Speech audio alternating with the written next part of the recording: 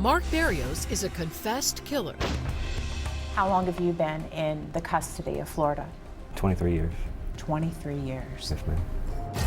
At just 15 years old, he put a bullet in the head of a man who had taken him in off the streets. When they came back and said guilty, Oh, that hurt. did you cry? Yes, ma'am. But the murder is not Mark's darkest secret. This is the first time you've ever told the truth? I haven't even told my mom this. This is the first time this is ever coming out of my mouth. And what he tells me now raises a painful debate. Is Mark Berrios a cold-blooded killer or a teenager who used street justice to become an unlikely hero? Why should anyone believe you? Mark Berrios was the typical rambunctious boy growing up in Jacksonville, Florida. His dream was to become a fireman. Fireman, football player at that age, you know, they want to be everything. He was one of 3 children and the spoiled baby of the family. We had a pretty good life here in the beginning. We just entertained with ourselves, but of course we picked on him because he was the youngest. By the time he was a teenager, his sister Nicole wasn't the only one in the house picking on Mark. Did things happen there? My dad's just very abusive, like physically. So I know he hurt Mark.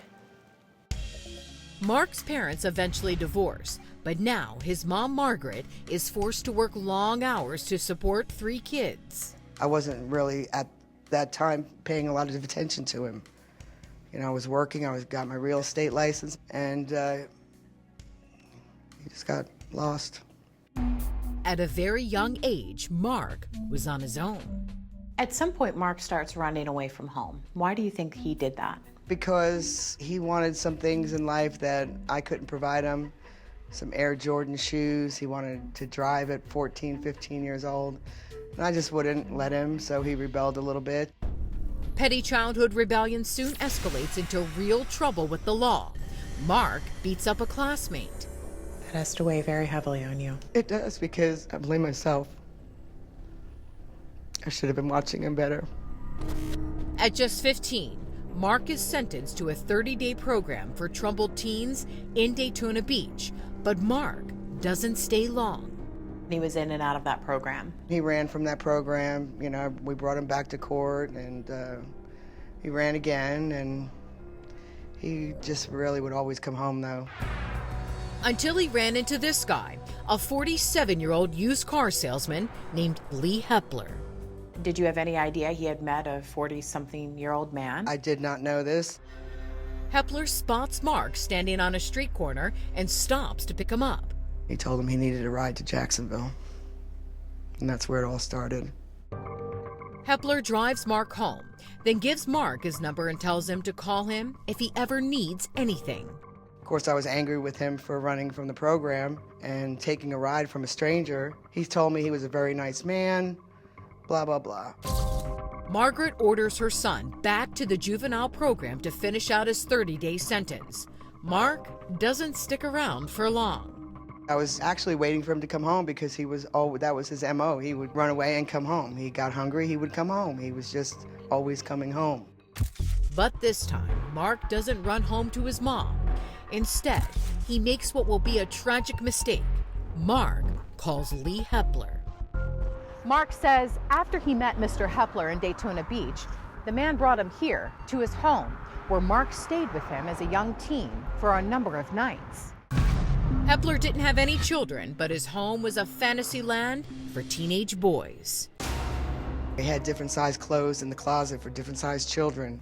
He had video games for them. He had bicycles, he had motorcycles.